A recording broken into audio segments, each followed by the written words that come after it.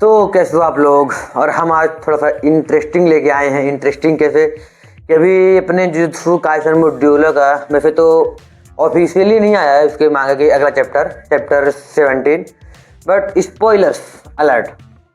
और जो फैन है उनको तो भाई क्या ही बोले, स्पॉइलर करने वाले तो बिल्कुल कर ही देते हैं, उसमें कुछ कर ही नहीं सकते।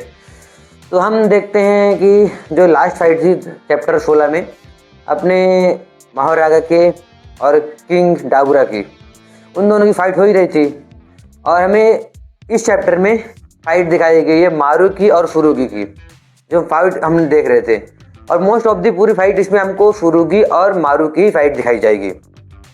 स्टार्टिंग में हम देखते हैं कि जो लास्ट पैनल था, मारू ने तो सुरुगी की मतलब बैंड बजा रखी है, एक पंच मारा तो सुरुगी बिल्कुल जमीन पे धड़ से गिर चुका है। और अगले उसमें देखते हैं हम कि बिल्कुल मारू इस बार पहले तो मारू बोलता है कि नहीं, अगर मैं जीतता हूँ तो तुमको छोड़ना पड़ेगा यहाँ पे अर्थ से, और तुमको जाना पड़ेगा अर्थ से, हम रहेंगे यहाँ पे। सुरुगी बोलता है ऐसा तो हो ही नहीं सकता, मैं हार मान ही नहीं सकता हूँ, तुझे छोड़ना पड़ेगा यहाँ पे इस प्लेनेट को। मारू बोलता है नहीं, मैं तो नहीं जाने वाला, मैं यहीं पे रुकूंगा। और फिर मारू तो पहले स्टार्टिंग में ही मतलब हेजिटेशन कर रहा था कि मैं उसको मारूं कि ना मारूं, मतलब कि उसको मैं नहीं मारूं। लेकिन मारू के अंदर का जो वॉरियर है वो बोलता है कि तू उसकी डिसरिस्पेक्ट कर रहा है एक वॉरियर की, और तू एक वॉरियर होके और दूसरे वॉरियर की डिसरिस्पेक्ट नहीं कर सकता। मारू के पहले पावर लेवल में था ही नहीं वो सुरुगी उस लेवल का हो। जब मारू के अंदर का जो एक वॉरियर था, जब वो बोलता है, वो मारू फिर बोलता नहीं, मुझे सीरियस होना पड़ेगा, मैं उस बंदे की डिसरिस्पेक्ट नहीं कर सकता।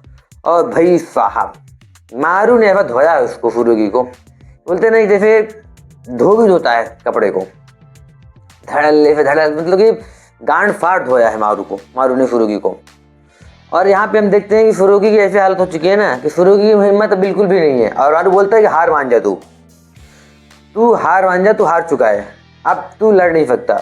मारू बोलता है कि सुरुगी बोलता है कि नहीं, मैं हार चुका हूँ लेकिन हार मानूंगा नहीं मैं, और मैं हार मान नहीं सकता हूँ कुछ भी हो जाए। क्या हम देखते हैं कि मारू की जो पावर है वो बहुत ही इंसेन लेवल की दिखाई जा रही है कि वो कारों को मतलब उठा के बिल्कुल उसके ऊपर मतलब कि फेंके जा रहा है। और हमें अगले पैनल में क्या दिखाता है, रिका की रिंग जो जो सुरुगी के गले में लटकी हुई थी, वो चमक रही थी। और आगे क्या बोलती है, मुझे इस बिच से नफरत है, ये बिल्कुल तू माकी के जैसे दिखता है, माकी के तो ग्रैंड मतलब कि फैन है, बोलता तो बिल्कुल उसके जैसे दिखता है, अगर मुझे यूता नहीं बोलता तेरी हेल्प करने के लिए तो मैं बिल्कुल भी नहीं करती। लेकिन मारू बोलता है कि मतलब कि तू कौन है, बोलती है कि तू सिर्फ इतना बोल कि मैं एक्सेप्ट करता हूँ। तो मारू सुरुगी बोलता है कि तुम उसे हरा पाओगी। मारू बोलता है, रिका बोलती कि तू सिर्फ इतना बोल, मैं एक्सेप्ट करता हूँ, तो ये फालतू की बकवास मत कर। और सुरुगी बोलता है कि हाँ मैं एक्सेप्ट करता हूँ। और भाई साहब उसकी जो बोलते हैं ना कि जो फॉर्म दिखाई गई है वो जुजुत्सु काइसेन जैसी नहीं कि मतलब वो सिर्फ युता के साथ रहती है, नहीं, वो उसने पूरा सुरुगी की बॉडी को कैप्चर कर चुकी है, वो जिसको बोलते हैं ना जैसे वेनम टाइप में, वेनम जैसा लुक, उसने उसको पूरा कैप्चर कर चुका है। और वो बिल्कुल आते ही भाई उसको फॉर्म देखते ही मारू क्या बोलता है, इतनी ज़्यादा कर्व एनर्जी कैसे, और तुम हो कौन, तू तो सुरुगी बिल्कुल भी नहीं है, तू है कौन। उसके इतने बोलते ही भाई साहब, जैसे तुमने लोफी का देखा था ना, जब किजारू बोलता है ना, किजारू को फिर जब पढ़ते मुक्के, सेम वही चीज़ मारू उस चीज़ को प्रेडिक्ट नहीं कर पाता। और मारू की बिल्कुल थोबड़ा है, बिल्कुल एक पंच बजता है, मारू बिल्कुल बिल्डिंग से टकराते हुए बिल्कुल जाकर दूर गिरता है। और डैमेज बिल्कुल बोलते हैं ना, मारू की तीनों आँखें उसको देख नहीं पाई, और डैमेज इतना बुरा पड़ा कि क्या बताऊँ। और यहीं पे हमारा जो चैप्टर था वो एंड होता है।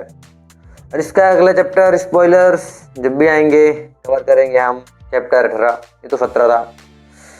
और अब हम देखते हैं फाला है ये जुजुत्सु काइसेन मॉड्यूलों में तो फाला हर एक लेजेंडरी कैरेक्टर को अपफला रहे हैं, पुराने कैरेक्टर को हाइप बनाने के लिए।